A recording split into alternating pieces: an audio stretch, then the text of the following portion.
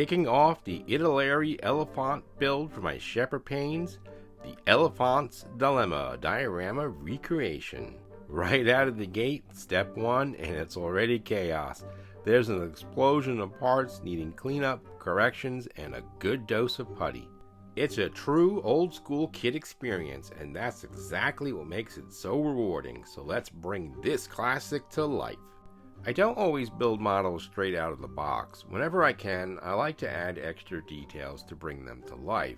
In this case, I suspected there was a weld seam under this area, but I couldn't find a clear historical photo to confirm it.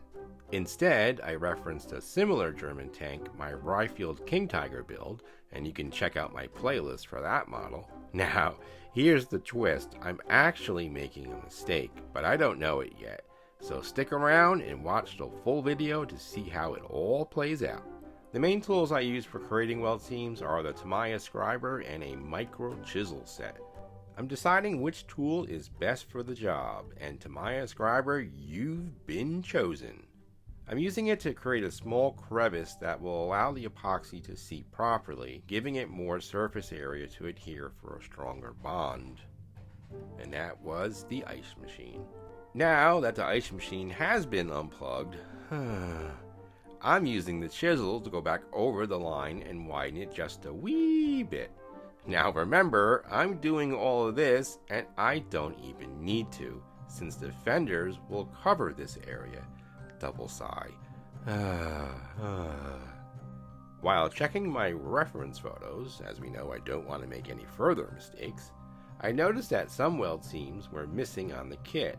Finding an accurate historical photo was a challenge. Many were either covered in Zimmerman, it's actually Zimmerit, or just hard to make out. So I turned to my walk-around photos of the real tank and also referenced my Riffield build to get a better idea. Now it's time to start making those welds. This step is more challenging when the kit doesn't have any welds to follow, so it's important to be mindful of the chisel size and to keep the seams straight. Take your time with these steps and be cautious. Not every weld is going to look perfect, and that's okay if you slip up a bit. Remember, I'm going to add armor texture later, so any small mistakes will be covered up during that stage, and don't forget that thin cement will fix any little burrs of plastic too. Alright, now it's time to continue with my mistake. But hey, it's good to leave them in. Mistakes, as I see, mistakes are still continuing, can teach you something and maybe you'll get a laugh too. Just consider it's a bonus tutorial on what not to do. Now I have to leave that all in because I believe the first part was really good. Alright, here you can see I use and this is actually real time. My Amazon order just showed up. I was getting real tired of feeding the carpet monster with tiny parts, so I picked up a hemostat. Hopefully it'll help me keep a grip, literally, and save a few precious pieces from disappearing forever. I just randomly grabbed a hemostat without really thinking about what would be best for modeling. In hindsight, I probably should have picked up one a bit more hobby friendly. Clamping it down too hard might damage some parts, but I think I can just use light pressure while holding it and it will do the job. Up until now, all my sanding sticks were actually for nails, and most of them had the same grit, so I figured it was time for an upgrade. I picked up a hobby-friendly set that was super affordable. It comes with smaller sticks and a bunch of different shapes, with grits ranging from coarse to fine. These have been my main workhorses for a while, and as you can see, they are well used. The new set I picked up will be linked in my description if you're interested. As for the hemostat, I'll try to find a better one that's more suited for modeling and include that one too. Alright, Amazon side video complete, tools acquired, voiceover rolling. Now let's get back to the real mission, back to the build. Using my hobby knife, I carefully scored in some weld impressions, tiny details that were gonna look amazing once painted, or they would have if I hadn't removed them later in this video. Turns out the fenders had other plans. As I said before, mistakes do have their purposes. In this case, it shows you exactly what not to do, and honestly, you still gain valuable Mistakes do happen. Experience from them. Sometimes the best lessons come from a little plastic regret. Here is another boo-boo. I went ahead and filled all these pin marks only to realize they're on the side that faces the hull. That's right, totally visible. Actually, invisible. Oh my god, the mistakes continue. But hey, at least I know they're there. I am beginning to think I should name this video Making Mistakes on a Model Kit. This is actually happening real time while doing this voiceover, because honestly at this point it's starting to feel like a how not to guide, but you know what? That's the beauty of building these kits. You mess up, you learn, and sometimes you even discover a better way to do things. So whether it's filling the wrong holes, sculpting welds that get hidden, or chasing tiny parts across the floor, it's all part of the fun. Let's keep going and see what other mistakes I may make. Alright, everyone's asleep and I'm still on step 1, so let's get some recording done while the ice machine is actually behaving and staying quiet. Italeri kits may have a small number of steps, but don't be fooled. Some of those steps have a huge amount of parts, and you gotta be careful and keep everything organized with these kits. Take these road wheels for example. They come in multiple numbered pieces that need to be assembled in the right areas. Here I am proudly showing off my fancy weld seams that I'll later end up removing. You know, at this point I should just start a series called How to Undo Your Own Work in 5 Easy Steps. Okay, this is an oldie but a goodie. Stretch sprue. Usually my go-to for antennas is making a surprise guest appearance as a weld seam material. Yeah, I've never tried this before, and judging by how this build is going, let's just say the struggle is real.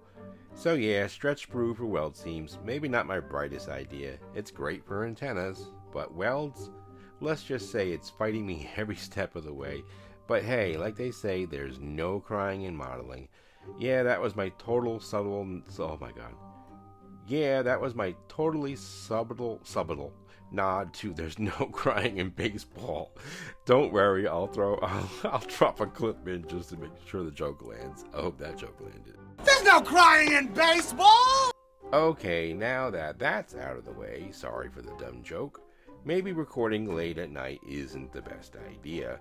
But hey, at least it's very quiet, and that ice machine's still making noise, but I've been avoiding it. So let's get back to the subject at hand. Throughout this entire build, I've tried to be very cautious, well, as cautious as I could be anyway. I mean, I did mess up with those welds, remember? Looking at the reference photos, it was tough to figure out the correct angles for these two welds I wanted to add. But eventually I saw what needed to be done. I offset the pieces on each side to create one of the welds, and for the other I just had to either cut or fill the area to get it right. Sometimes you gotta break the rules, well, the instructions anyway. I added these parts early so I can add armor texture and then go back and, you guessed it, add even more welds. Honestly, weld seams are kind of fun to do. Sure, I'm going out of order here, adding those parts early so I can lay down that armor texture, and then of course adding those extra welds. But there's just something satisfying about carving those little lines in plastic. Do you guys add weld seams too, or is it just me focusing on all these tiny details? Another satisfying detail are flame cuts. I use historical and walk-around photos as references. But honestly, even though I try to be as accurate as possible, sometimes I'll add them where I think they'd be if it helps the build look better. It's all about that balance between realism and visual impact, right? Learning from my mistakes, I'm test fitting this part since the instructions aren't much help other than pointing out vaguely that it goes somewhere in this area. While test fitting, I'm trying to decide if I got the right idea on how exactly, well, I won't say the word. It's starting to feel like the infamous line, "You know who." Don't worry, I'll spare you the movie clip insert this time. Alright, it's getting late and I need a break. Let's all go to the lobby. Let's all go to the lobby. Let's all go to the lobby to get ourselves a treat. guess what, everyone? We are on step 2, finally. Alright, we have arrived at the moment of realization. My earlier weld seams were a bit of a blunder. As you can see, the fenders just won't seat properly against the hull. Thankfully, this was a fairly easy fix, so we can move past this little hiccup and keep things rolling.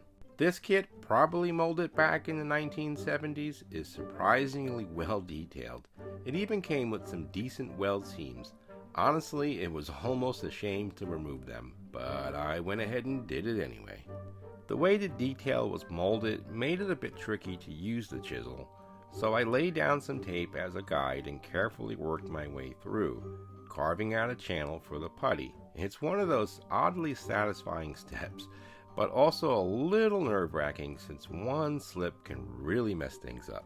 Now, this tank actually had some extra detail molded into the weld areas, which left me with a choice: either carefully carve around them or just remove them entirely.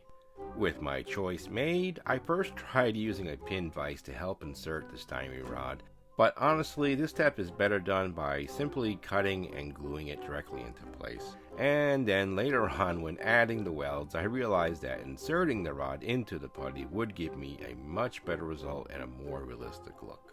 With all the blunders made on this build, it's definitely made me more cautious. The lack of clear instructions in the kit's manual has been one of the main causes of those mistakes. So back to the reference photos once again. I need to double check the position of the parts to make sure I get the welds just right on the model. It's always good to go over your work to get it just right. Sometimes it's those extra checks that make all the difference in the final result. Is it Christmas? Well, it just might be, and if by chance you are watching this on that day, Merry Christmas! Being a bit of a Grinch, and with the lack of hobby brass, I decided to get crafty and steal a Christmas ornament to make some parts for my tank. I wanted to model this part, and while the kit's parts could be heated and bent, I really wanted them to look better, so I decided to go the extra mile and make them stand out. I'm using my newly acquired VMS Black CA glue, and let me tell you, it's totally awesome. It's really stepped up the quality of my work, making everything stick perfectly and look clean. One of my main struggles has always been using CA glues, especially with the accelerators. It was always a hassle. Maybe it's just a mental block on my end, or maybe the new glue is just easier to work with. My other arch nemesis, photo etch. But with this new weapon in my arsenal, I think I'm finally ready to take on that beast. Sure, things might look a little messy right now, but this glue has a secret weapon: Super Glue Debonder. The perfect couple. I ordered mine from Poland, and while it does take a bit to arrive, it's totally worth it. Just be sure to add a few more goodies to your cart while you're at it.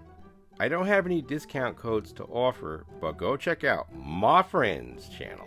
He does. I love that channel, and honestly, it's what's inspired me to get back into 1/35 scale modeling. I'm planning to model the 2 lower hatches open, and while the kit does include a few interior parts, I'll be going beyond that, scratch building a more detailed and realistic interior to really bring it to life. So I'm diving into my parts box to hunt for some good details. I'm not aiming for exact matches here, more of a Greeblies effect. Just random parts that technically do not belong, but to the viewer, it'll look like I nailed it. I've pinpointed the parts that I think will make a close match, so let's get to it and scratch build this interior. As mentioned, the kit does provide the 2 seats, but after checking out some reference photos of a model with a full interior, I went ahead and built up the area around the seats using some styrene rod. I needed to add a firewall behind the driver and radio operator, so I dug into my trusty styrene stash and quickly cut a piece to fit that area. Now it's time to add those Greeblies and fool the viewer's eye. Let's make it look like I knew exactly what I was doing all along. Just a few more bits around the seats and we're calling it done. Once the top plate is glued on, the view inside will be pretty limited, but I'm really happy with how it turned out. I'd love to hear what you think down in the comment section. Now before I the deal. Sorry, couldn't resist that one. I need to get some paint on this. I'm not going all out here, just a quick rattle can, base coat, and some cheap craft paints to pick out the details. Nothing fancy, just enough to sell the look before it gets mostly hidden away forever. Alright, we're almost done. Well, I think I am, but I keep finding little things to add. Like this tiny detail on the gun mantlet. I only spotted it in a walk-around photo. Historical pics were either too blurry or didn't show that angle at all. Oh well, it looks cool and that's what counts on the shelf, right? To model this detail, I used styrene rod, carved a few pieces to resemble nuts, and added thinner rods for bolts. To get those bolts on was a real pain, but do they use magnifiers at shows? If I entered this model? Well, I had to use one just to put them on, so fair's fair if they do. Glad I found this detail, it really adds to the look. Of course, later I discovered it also gets weld seams, because why wouldn't it, right? Okay, we're done. Well, that's a bit of a lie. I actually found a few more details, more weld areas on the tank, but this really wore me out. I'm pretty sure they won't be missed, at least I don't think they will. I'm so amazed at how this Elefant came out. It really shows when you take the time to add those extra details. Next up is paint, but my airbrush and compressor are pretty subpar at the moment. I really need to upgrade to better equipment. But unless I hit the lottery, I'll just have to make do with the tools I've got. Alright, this was a longer video and I hope you enjoyed it. A big thank you to all my subscribers and for all of you watching. I will see you in the next video.